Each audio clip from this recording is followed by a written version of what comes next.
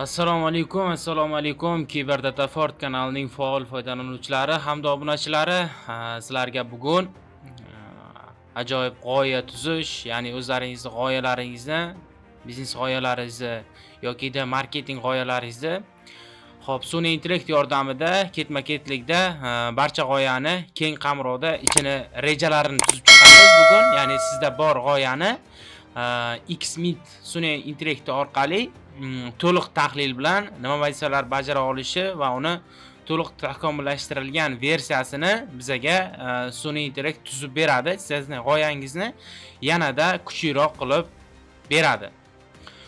Xo'p, bu videoni boshlashimizdan oldin doimgidek kanalimizga obuna bo'ling, like bosing, izohlarda o'z fikrlaringizni yozib qoldiring hamda izohlarda keyingi videolarimizda nimalarni chiqarishimiz va qanaqa dasturlarda qiynalyapsizlar va sizlarda nima muammo bo'lyapti hozir sun'iy intellektlar doirasida va dasturlar doirasida shularni batafsil yozib qoldirsangiz, keyingi videolarda siz xohlagan, siz istagan videolarni oson hamda bepul yo'llarni ko'rsatishga harakat qilamiz.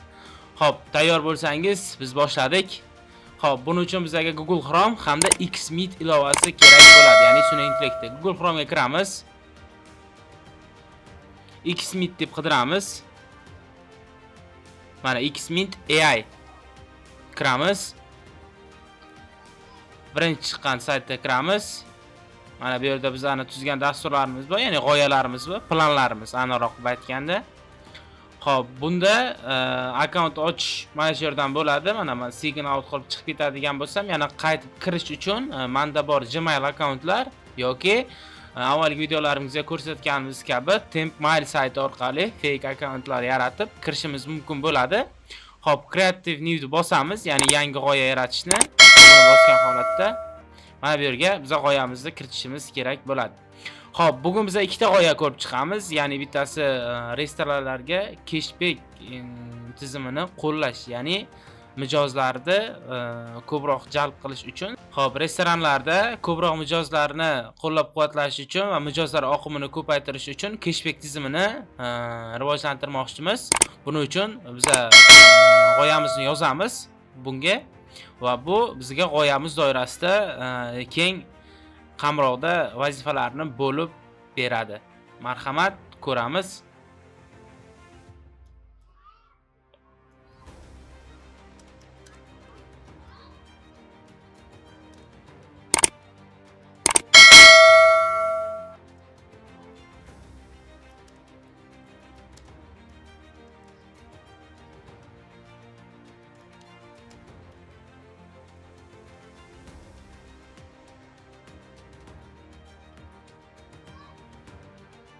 Mana yozib oldik g'oyamizni. Endi mana bu yerdan tanlashimiz mumkin. Ya'ni bitta g'oya ostida to'rtta tomonda bizga ketma-ketlikda bajarib beradi, g'oyalarni, vazifalarni bo'lib beradi. Keyingisini tanlaydigan bo'lsak, ya'ni boshda g'oyani o'zi, keyingi qadamda nima vazifa bajarish va undan keyingi qadamlarda nimalar bajarishi kerakligi haqida ma'lumot berib boradi. Mana ikkinchisini tanlagan holatda generate bosamiz va kutamiz. Bizning g'oyamizni sun'iy intellekt o'rganib chiqib bizga tuzib beradi.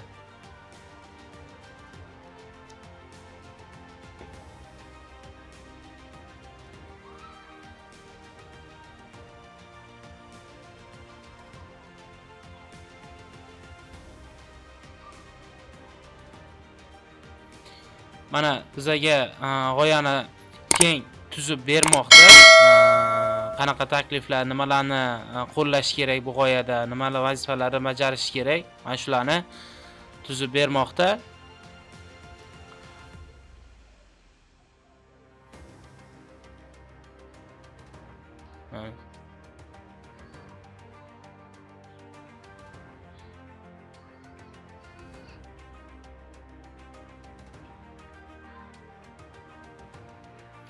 Bu yerda biz g'oyamizni nomini yozib qo'ysak bo'ladi va buni o'rtaroq qolgan holatda cashback tizimi deb qo'yamiz.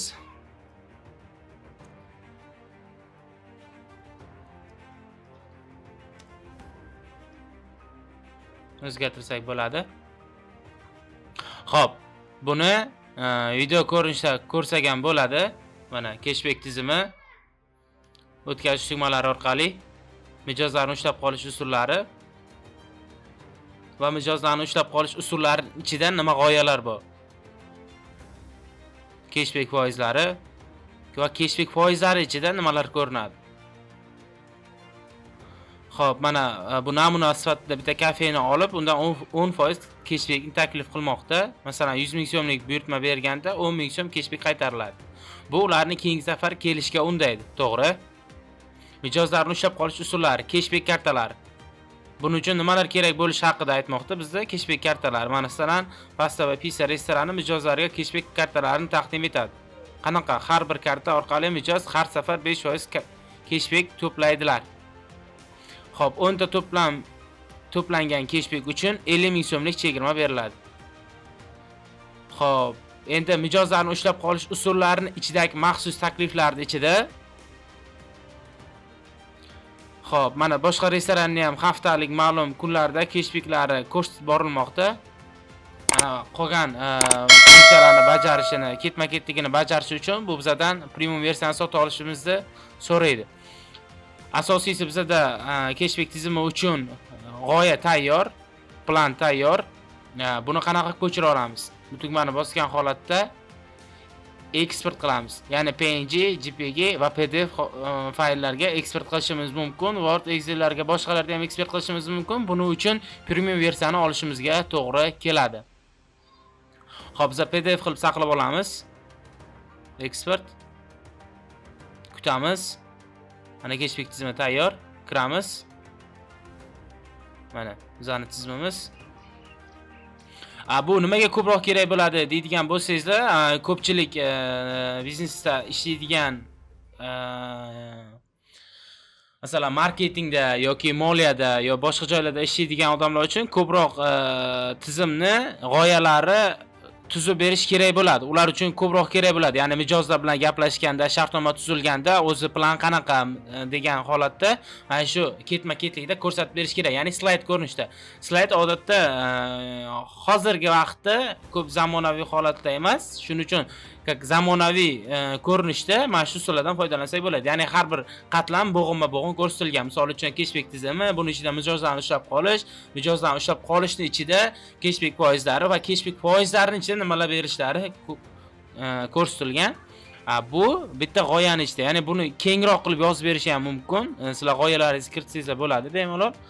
Xo'p, bundan keyingisi nima? Bundan keyingisini ham kiritamiz. Mana men avval tuzilganim, misol uchun mana Telegram bot tuzish bo'yicha ko'rsatma bergan. Ya'ni bot dasturlashtirilgan qaysi qatlamlarda yaratiladi, botni yaratish jarayoni, bot fayllar uchun zaruriy vositalar, botni rivojlantirish, botni joylashtirish, qo'shimcha imkoniyatlar, botni test qilish mana shu yerda ham mana to'liq holat ko'rsatilgan. Xo'p. Bizning yangi mahsulotimiz bor. Uni ham mana bu yerda mana prompt yozsangizlar bo'ladi. Ya'ni kengroq, batafsilroq ma'lumot berib yozadigan bo'lsangiz, batafsilroq ma'lumot berishga harakat qiladi. Xo'p, birinchi qatlamga biz yozamizki, bizning yangi mahsulotimiz bor. Misol deylik, bizni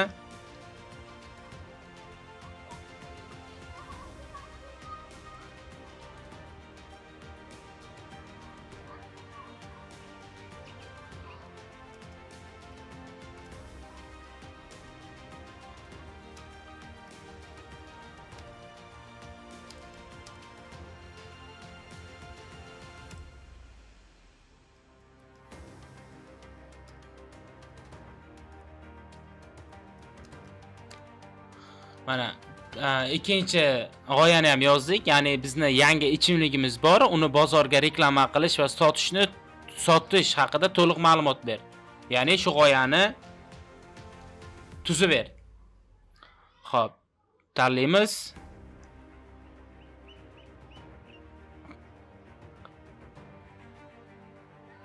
Bosamiz. Xo'p, bizani bir kundagi tokenlarimiz tugadi. Buning uchun yana jo'natmoqchi bo'lsak, biz yangi akkaunt ochishimizga to'g'ri keladi. Chunki hamma narsani bepul varianti doimgidek qiyinlashtirilgan holatda. Agar premiumni oladigan bo'lsangiz, bu muammosiz ishlaydi sizlarga.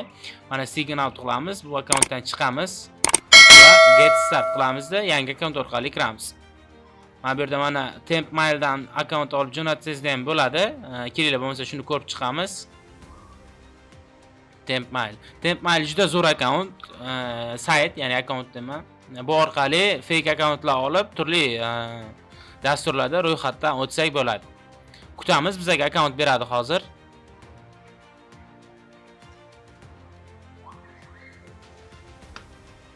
Mana akkaunt berdi. Buni kiritamiz va continue ni bosamiz. Hop, bizdan kelgan kodni kiriting deyapti. Biz Tempmailga qaytamiz, bizga kod jo'natiladi. Mana Xmeet orqali kod keldi. Kodni ko'chirib olamiz va qo'yamiz. Continue bosamiz. Bizning yangi akkauntimiz tayyor. O'tgan safar men replet.com saytiga mana Tempmail orqali kirish videosini chiqarganimdan keyin replet.com sayti fake akkauntlardan kirishni cheklab qo'ydi. E'tibor bergan bo'lsangizlar. Shuning uchun yana boshqa kirish yo'llarini izlab topamiz. Lekin Tempmailga hozircha xohlagan akkauntlaringizdan faqat Gmail akkauntlaringizdan kirsangiz bo'ladi.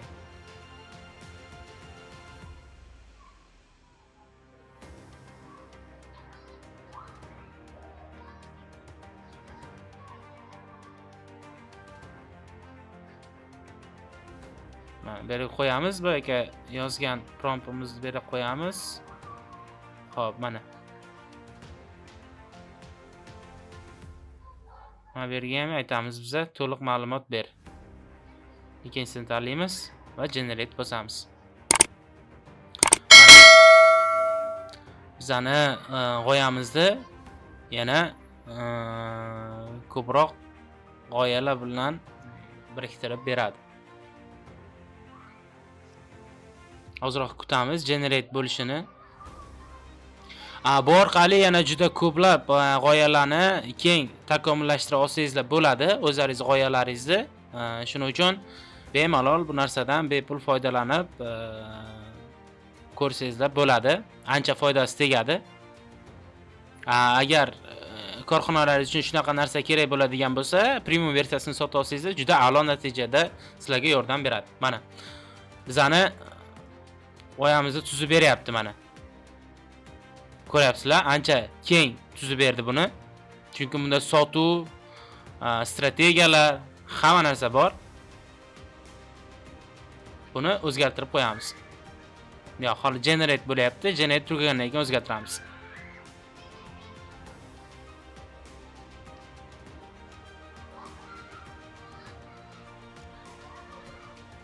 Sotuv usuli deb qo'yaman. Marhamat, ko'rishimiz mumkin. Bunda ham hop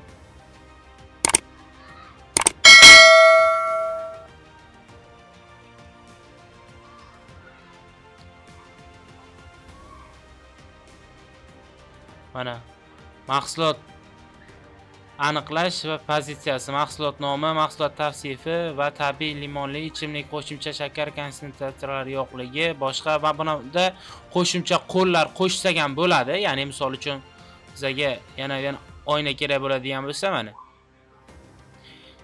Xo'p, apelsin. Ya'ni davom ettirsak ham bo'ladi. Buni ichida apelsinli vosita yoki boshqa narsa bor, qo'shib ketsak bo'ladi. Raqobatchini tahlil qilish ham bor ekan bu yerda. Iste'molchilarning so'rovini aniqlash va reklama kampaniyalari hamda hamkorlik va tadbirlar o'tkazish, onlayn savdo do'konlar bilan hamkorlik, sotish kanallari, mijozlar bilan aloqalar va natijalarini tahlil qilish jarayonlarini bizga to'liq holatda beradi. Bu orqali biza g'oyamizni xaritasini tuza oldik desak ham bo'ladi. Xo'p, yana kimda qanaqa fikrlar va qanaqa dasturlarda ishlash bo'yicha g'oyalar bo'lsa, izohlarda yozib qoldiringlar. Kanalimizni rivojlantirish uchun like hamda kanalga obuna bo'lishni unutmanglar. Sizlarga yana qanaqa foydali kontentlar chiqishini xohlasangizlar izohlarda yozib qoldinglar. Xo'p, barchaga rahmat. Sog' bo'ling, salomat bo'ling.